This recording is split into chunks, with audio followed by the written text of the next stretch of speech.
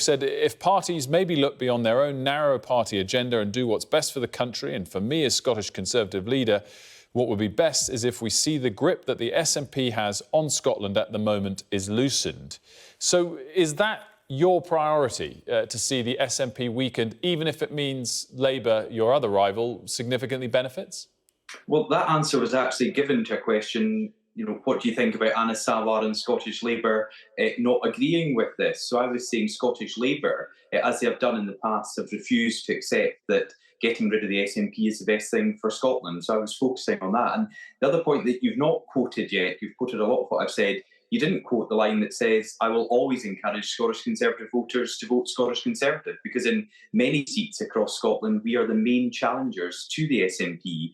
And if supporters of other parties can unite behind us, then we will defeat the SNP in many seats across the country. No, I saw that line as well. I watched the video back of the interview as well to have it in context, as well as the words on the page. And I guess the question then is why did you say contradictory things that are contrary to that line of saying you want people to vote Scottish Conservatives? Because you also said to try and ensure that the SNP have big losses at the next general election, the public know how to tactically vote. I mean, that is a pretty clear hint that you're saying one thing but you mean the other, that you're happy for Scottish Tories to vote Labour if necessary. No, it's suggesting you were saying I'm speaking to you live here in Murray. Murray was, before I won the seat in 2017, had been an SNP seat since the Conservative previously won it in 1983, the year I was born. But we won it in 2017 and we retained it in 2019 because voters from other parties united behind us here in Murray to defeat the SNP. At the time, it was the seat held by the SNP's Westminster leader, Angus Robertson, and many people thought it would be impossible to remove the SNP here in Murray, but we did that because people could see that we were the party to get behind. And that's the same in many seats across the north, the northeast, the south of Scotland, and parts of the central belt like East Renfrewshire, where we are the key challengers to the SNP. Which I totally get, and obviously that's an example of where you guys beat the SNP. But I just go back to that line I just read you. I mean, I wonder whether you want to withdraw it now, or no. But you said the public know how to tactically vote. So yes. So do you encourage tactical voting? What I'm saying there is that in seats that we hold, the Scottish Conservatives are the best party, either holding the seat or as the main rival to the SNP. It's up to other parties to decide on the approach they're going to take in the seats that they're targeting. But I'm speaking about the seats that the Scottish Conservatives have won in the past, can win again in the future, and are the main challengers to the SNP. And we have a sophisticated electorate here in Scotland, and they want to see, in many cases, the SNP removed, and you do that in these seats by supporting the Scottish Conservatives. And that will move us away from this focus on independence above all else that you get from the SNP to have a real focus on people's priorities, which is supporting the NHS, boosting our economy, improving our educational system. These are all the priorities that people across Scotland have, not another independence referendum.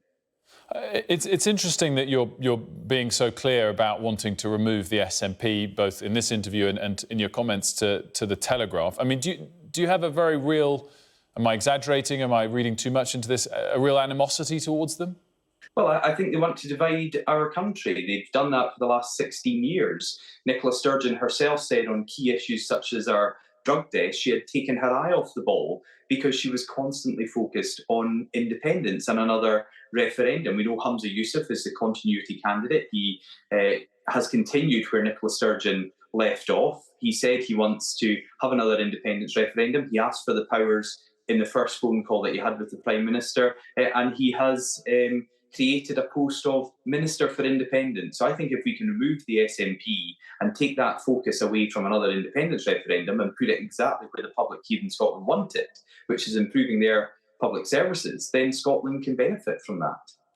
I mean, I'm interested that becomes the priority, to weaken the SNP. And I wonder whether you think that Scottish voters can trust Keir Starmer and Labour in Scotland, because it was quite recent when David Cameron led your party that the opposite argument was made, that a vote for Labour was essentially a vote for Nicola Sturgeon and the SNP in a move towards and a further move towards another independence referendum. So, again, there seems to be a contradictory element to this, that you're suggesting now voters can trust the Labour vision in Scotland if that's what's necessary to remove the SNP.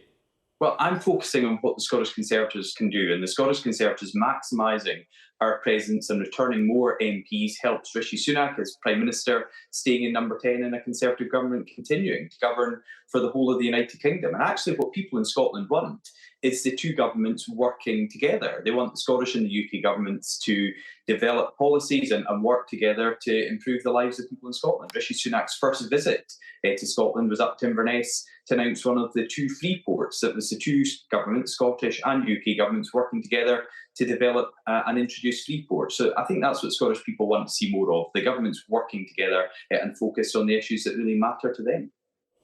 In terms of another line I just wanted to pick up on, you mentioned if parties look beyond their own narrow party agenda and do what's best for the country, was one of the lines. Do you think that that's not what happens in the UK? Does your Conservative Party boss, if that's maybe there's not a direct reporting line, which is maybe why we've got to all of this, but do you think that Rishi Sunak doesn't do that already, or is he only governing for Conservative voters? Well, again, I did actually answer this question at the start when you asked me earlier. That was in response to a question about Scottish Labour, saying they were not interested in this. Anna Sawar decided it was more important for the SNP to hold on to these seats and the Conservatives winning many of these seats back or challenging the SNP in many areas of Scotland. So that's where that remark came from. It was an answer to that question. How many seats would be a success at the next general election for the Conservatives? Yeah. Even on Easter Sunday, when I'm very happy at home here, I'm not going to get into this continual debate about what's a success or otherwise, but I want to see the Scottish Conservatives maintaining the seats we've got and progressing, because that can help keep Rishi Sunak in number 10 in a Conservative government, delivering for Scotland and the UK. And in terms of, clearly you are the leader of the Scottish Conservatives, and we know you're passionate about keeping Scotland within the United Kingdom. What is your personal priority between keeping the Conservatives and currently, of course, Rishi Sunak in number 10 and keeping Scotland as part of the Union?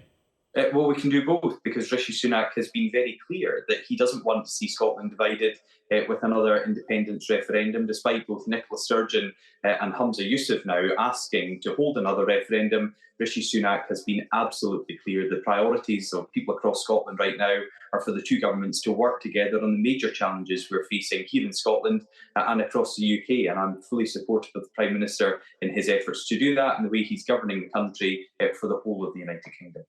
Was he or any of his team in touch with you today? Nope. In fairness, I've been out on a farm doing an Easter egg hunt, but none of them have tried to get in touch.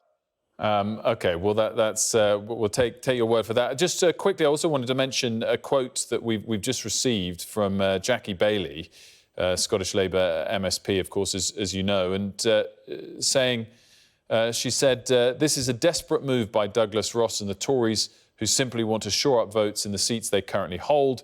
She went on to say, it's up to voters to decide which party they want to support. We do not have any deals with any party, and Scottish Labour will work hard to earn the trust and votes of everyone across the country. I guess my question on that is broadly your response, but all in all, whether you've clarified exactly what you meant when you spoke to the Telegraph, do you regret saying some of those things which have clearly allowed this gap to open up as to whether or not you are advising Scottish voters to vote tactically?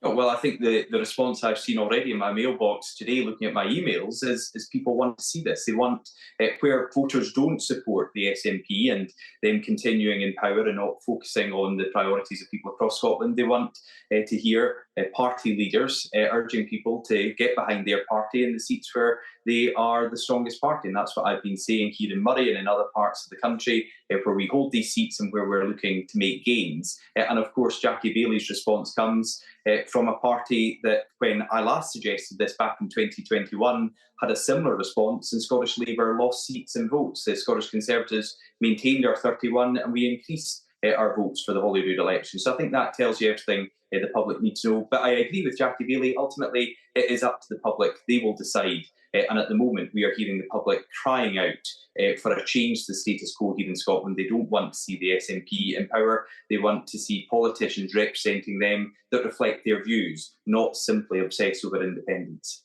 Well, I'm really sorry to go back and labour the point, but you basically just encouraged tactical voting again. You just said they want to see leaders of their party encourage people to vote for that party where they are strongest. Yes, and that's what I've said. Not in every seat where you might well lose, but you would help the SNP by pushing your Conservative voters to vote for Conservative. Well, again, I answered this earlier when I said it's up to other parties to decide how they approach the election in the seats they are targeting. I'm telling you, in the seats that the Scottish Conservatives are targeting, we can maintain what we've got. We can make gains here in Scotland. Supporters so what of about other the ones you're not targeting? How many are you targeting? Well, again, all of them? You asked me about numbers earlier, and I said I wasn't going to give away any numbers. Are you targeting every single seat? Because if you're not, your implication is that you're happy for people to vote Labour in the ones you're not targeting. My implication is very clear that, as I said in black and white in the Telegraph, I will always urge Scottish Conservative voters to vote Scottish Conservative. But in seats that we hold and we can gain, then people know that if they unite behind us, a Scottish Conservative MP can see an SNP MP removed and the focus then away from independence onto their priorities.